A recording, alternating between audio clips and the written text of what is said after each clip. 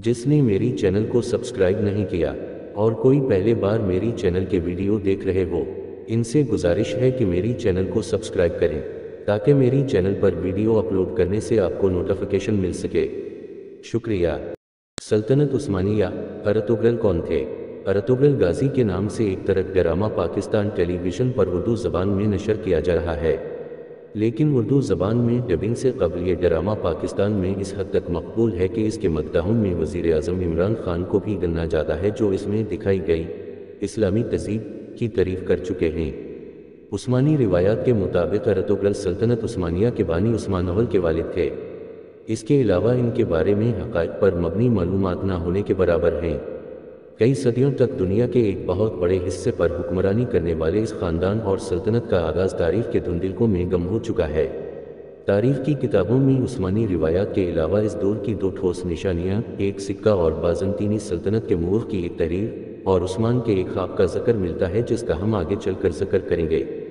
जो बात तय है वो ये कि उस्मान का ताल्लुक़ आज के तुर्की में अनातोलिया के इलाक़े में आबाद तरखाना बदुश कबीले से था और इसकी हुकूमत अनातोलिया की छोटी छोटी हुकूमतों में से एक थी जिनकी ताकत में ज़्यादा फ़र्क नहीं था। सवाल ये पैदा होता है कि आखिर उस्मान या फिर इनके वालिद ने ऐसा किया कि सिर्फ उसी ख़ानदान का राज कबीले से छोटी रियासत और फिर अनातोलिया की बड़ी सल्तनत बनने से 3 बराज़मीन में फैला और फिर खिलाफत में तब्दील हुआ। सल्तनत उस्मानिया की बुनियाद 14वीं सदी के अवाइल में रखी गई और ये 20वीं सदी में ख़त्म हुई। इस दौरान एक ही ख़ानदान से ताल्लुक़ रखने वाले 37 सुल्तान इसकी मसनद पर बैठे। एक मोर्ख के मुताबिक किसी ख़ानदान का मुसलसल इतनी देर हुकूमत करना मुजिज़े से कम नहीं है। मोर्ख कैरोलाइन फनकल अपनी किताब उस्मान का ख्वाब सल्तनत उस्मानिया की कहानी में लिखती हैं कि उस्मानियों की कामयाबी की वजूहात कुछ भी हों, लेकिन इनकी अनातोलिया, वो इलाका जो किसी हद तक आज के तुर्की की हदूद से मुताबिकत रखता है, में अपने हमसायों के साथ 2 सदियों पर फैली हुई लड़ाई इंतहाई सख्त थी। अर्तुगरल के बारे में उस्मानी रिवायत। मोर्ख स्टैनफोर्ड जे शाह अपनी किताब सल्तनत उस्मानिया की तारीख़ और जदीद तुर्की में उसी रिवायत का ज़िक्र करते हुए लिखते हैं कि सल्तनत उस्मानिया की शुरुआत तारीख़ के तालिब इल्मों के लिए हमेशा से अहम सवाल रहा है, लेकिन इस दौर के ज़राए की कमी और बाद के अखबार में लिखी गई रिवायात में तज़ाद की वजह से पूरे यकीन से कुछ कहना मुश्किल है। इन्होंने उसी मशहूर रिवायत को बयान करते हुए लिखा कि उस्मानियों का जद अमजद सलमान शाह थे, जो क़ाइक़ कबीले के सरदार थे और 12वीं सदी के आखिर में शुमाली ईरान के एक इलाके में आबाद है। रिवायत के मुताबिक मंगोल हमलों के पेश नज़र दीगर बहुत से तरह कबाइल की तरह यह कबीला भी गुलामी और तबाही से बचने के लिए नए इलाकों की तरफ रवाना हुआ और जे शाह के मुताबिक ख्याल है कि सलमान शाह शाम में दाखिल होते हुए दरियाए फरात में डूब गए और इसके बाद इनके 2 बेटे वापस चले गए, जबकि अर्तुगरल ने मगरिब की तरफ अपना सफ़र जारी रखा और अनातोलिया के इलाके में दाखिल हो गए, जहाँ सल्जूक़ हुक्मरानों ने इनकी मदद के बदले इन्हें अनातोलिया के मगरिबी इलाके में ज़मीन दे दी। जेशा की किताब में दर्ज इस रिवायत के मुताबिक अर्तुगरल 1280 में चल बसे और कबीले की क़यादत इनके बेटे उस्मान को मिल गई। फनकल लिखती हैं कि उस्मानी रिवायात के मुताबिक अर्तुगरल नामी एक कबायली सरदार शुमाल मगरिबी अनातोलिया में आकर सल्जूक़ और बाज़ंतीनी सल्तनतों के बीच के इलाके में आबाद हुआ और इस रिवायत के मुताबिक सल्जूक़ सुल्तान ने अर्तुगरल को सोबत में कुछ इलाका अता किया था, लेकिन अर्तुगरल का उस्मान से क्या ताल्लुक़ था? नामालूम तारीख़ वाला सिक्का। फनकल लिखती हैं कि उस्मान के दौर से मिलने वाला वाहिद सिक्का अगर असली है तो इससे साबित होता है कि अर्तुगरल यकीनन तारीख़ी शख्सियत थे। इस सिक्के पर दर्ज है, जारी करदा बराए उस्मान वलद अर्तुगरल, दर्ज है। फनकल मज़ीद लिखती हैं कि उस्मान का अपने नाम पर सिक्का जारी करना साबित करता है कि वो इस वक्त सिर्फ एक कबायली सरदार नहीं थे, बल्कि अनातोलिया में अपने आप को सल्जूक़ मंगोल सल्तनत के साए से बाहर एक खुद मुख्तार अमीर समझना शुरू हो चुके थे। तारीख़ में उस्मानियों का पहला ज़िक्र। फनकल लिखती हैं कि उस्मानियों का पहली बार ज़िक्र सना 1300 के करीब मिलता है। इस वक्त के एक बाज़ंतीनी मोर्ख ने लिखा कि सना 1301 में बाज़ंतीनी फ़ौज का सामना उस्मान नामी एक शख्स की फ़ौज से हुआ। जंग बाफियूज़ कहलाने वाली ये लड़ाई क़स्तंतनी इस्तांबुल के करीब लड़ी गई थी और इसमें बाज़ंतीनी फ़ौज को बुरी तरह शिकस्त हुई, लेकिन उस्मानियों का बाज़ंतीनी सल्तनत की बराबरी करने में भी बहुत वक्त था, और जब ऐसा हुआ तो इसके साथ ही एक ख़ानदान का अचानक गुमनामी से निकलकर इतना आगे आने के बारे में कई कहानियों ने भी जन्म लिया। मोर्ख कहते हैं कि उस्मानी इस लिहाज से खुशकिस्मत थे कि इनका इलाका क़स्तंतनी के करीब था, जिससे कभी भी कामयाबी की सूरत में बड़ा इनाम यकीनी था।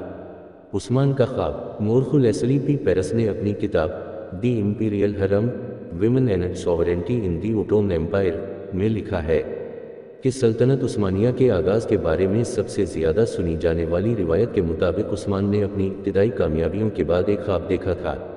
اس خواب میں انہوں نے دیکھا کہ ایک درویش شیخ ادیب علی کے سینے سے چاند نمودار ہوتا ہے اور اس کے اپنے سینے میں داخل ہو جاتا ہے۔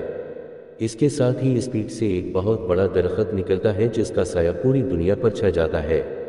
اس درخت کی شاخوں کے نیچے چشمے بہتے ہیں جن سے لوگ پانی پیتے ہیں اور کھیت سیراب ہوتے ہیں۔ عثمان نے جب شیخ ادیب علی سے تعبیر پوچھی تو انہوں نے کہا کہ خدا نے عثمان اور اس کی اولاد کو دنیا کی حکمرانی کے لیے چن لیا ہے، اور انہوں نے کہا کہ ان کے سینے سے نکل کر عثمان کے سینے میں داخل ہونے والا چاند ان کی بیٹی ہے، اور جو اس خواب کے بعد عثمان کی اہلیہ بن گئیں۔ فنکل لکھتی ہیں کہ ابتدائی عثمانی سلطانوں کو اپنے آغاز کی تاریخ معلوم کرنے سے زیادہ دلچسپی دوسروں پر حکومت کے اپنے حق کو ثابت کرنے میں تھی، اور ان کے نزدیک ان کی سلطنت کا آغاز ایک خواب سے ہوا تھا جو عثمان نے ایک بزرگ درویش کے گھر میں قیام کے دوران دیکھا تھا۔ وہ مزید لکھتی ہیں کہ اس خواب کی کہانی کے حق میں دستاویزی ثبوت بھی تاریخ میں ملتا ہے، اور وہ یہ ہے کہ سلطنت عثمانیہ کے ابتدائی دور کے زمینوں کے کاغذات سے اندازہ ہوتا ہے کہ عثمان کے دور میں ادیب علی نامی بزرگ موجود تھے، اور اس بات کی بھی کچھ شہادت ہے کہ ان کی بیٹی عثمان کی 2 بیویوں میں سے ایک تھیں۔ ارطغرل کا اناطولیہ۔ ارطغرل کا اناطولیہ 13ویں صدی کا اناطولیہ تھا۔ کیرولائن فنکل لکھتی ہیں کہ جس اناطولیہ میں یہ ترک قبائل پہنچے تھے وہاں بہت عرصے سے کئی نسلوں اور مذاہب کے لوگ آباد تھے، جن میں یہودی، آرمینیائی، کرد، یونانی اور عرب شامل تھے۔ اس علاقے کے مغرب میں ماضی کے مقابلے میں بہت کمزور بازنطینی سلطنت تھی، جس کا اختیار اچھے دنوں میں اناطولیہ سے ہوتا ہوا شام تک تھا، اور مشرق میں سلجوق جو اپنے آپ کو رومی سلجوق کہتے تھے۔ 13ویں صدی کے وسط میں منگولوں کے ہاتھوں شکست نے سلجوقوں کو کمزور کر دیا اور وہ منگولوں کو نذرانے دینے پر مجبور ہو گئے تھے۔ ماضی کی 2 طاقتور حکومتوں کا اختیار ان کی سرحدوں کے درمیان واقع غیر یقینی صورتحال کے اس علاقے میں نہ ہونے کے برابر تھا، لیکن یہ صرف جنگجوؤں کی آماجگاہ نہیں تھا۔ مہم جوئی کرنے والوں کے علاوہ یہاں وہ لوگ بھی تھے جن کے پاس جانے کے لیے کوئی اور جگہ نہیں تھی۔ فنکل فرنٹیئر کے اس علاقے کی جہاں سلطنت عثمانیہ کی بنیاد رکھی گئی تصویر کھینچتی ہوئے بتاتی ہیں کہ اس علاقے میں خانہ بدوشوں، نیم خانہ بدوشوں، لٹیروں، فوجی مہمات کے شوقینوں، مختلف پس منظر والے غلاموں، درویشوں، راہبوں اور بکھری ہوئی آبادیوں کے دورے کرتے پادریوں، پناہ کی تلاش میں نکلے ہوئے بے گھر کسانوں، شہر والوں، سکون اور مقدس مقامات کی متلاشی بے چین روحوں، سرپرستی کے متلاشی مسلمان اساتذہ اور خطرات سے نہ ڈرنے والے تاجروں کی گزرگاہوں کے جال بچھے ہوئے تھے۔ فنکل لکھتی ہیں کہ اس بد انتظامی والے علاقے کی خاص بات مسلمان درویشوں کی موجودگی تھی۔ مسیحی راہبوں کی طرح وہ بھی ہر وقت سفر میں رہتے یا پھر اپنے پیروکاروں کے درمیان قیام کرتے، اور ان کی زندگی روایات کا حصہ بن گئی۔ درویشوں کی کھولیاں علاقے میں اسلام کی اس تصویر کی نشانی تھیں جو اناطولیہ میں سلجوقوں کی سلطنت کے سنی اسلام کے ساتھ عام تھا۔ سٹینفورڈ جے شاہ اپنی کتاب میں لکھتے ہیں کہ ترک خانہ بدوش جب اناطولیہ آئے تو صوفی بزرگ بھی ان کے ساتھ ہی آ گئے، جس پر طاقتور سلجوق حکمرانوں کو کوئی اعتراض نہیں تھا کیونکہ وہ ان صوفیوں کی لوگوں میں مقبولیت کی وجہ سے اپنے علاقوں سے نکل جانے پر خوش تھے۔ جے شاہ مزید لکھتے ہیں کہ اس عمل میں کچھ مسیحی ہلاک اور اپنا علاقہ چھوڑ کر جانے پر مجبور ہوئے، لیکن زیادہ تر اپنی جگہ پر رہے۔ کچھ نے اسلام بھی قبول کیا۔ کچھ ترک صوفی سلسلے مسیحی مذہبی مقامات میں بھی داخل ہوئے جہاں مسیحی اور مسلمان ساتھ ساتھ ایک ہی جگہ پر عبادت کرتے نظر آتے تھے۔ ارطغرل کا مزار۔ سوغد کے علاقے جس کے بارے میں کہا جاتا ہے کہ یہ ارطغرل کو سلجوق سلطان سے ملا تھا، میں ارطغرل کے نام کی ایک چھوٹی سی مسجد اور ایک مزار ہے جس کے بارے میں کہا جاتا کہ وہ ارطغرل کے بیٹے نے ان کے لیے بنائی اور پھر جس میں عثمان کے بیٹے ارحان نے اضافہ کیا۔ کیرولائن فنکل لکھتی ہیں کہ اس مسجد اور مزار پر اتنی بار کام ہوا ہے کہ اس کی پہلی تعمیر سے کوئی نشانی نہیں بچی، اس لیے کسی عمارت کے بارے میں پورے اعتبار سے نہیں کہا جا سکتا کہ وہ عثمان کے دور کی ہے۔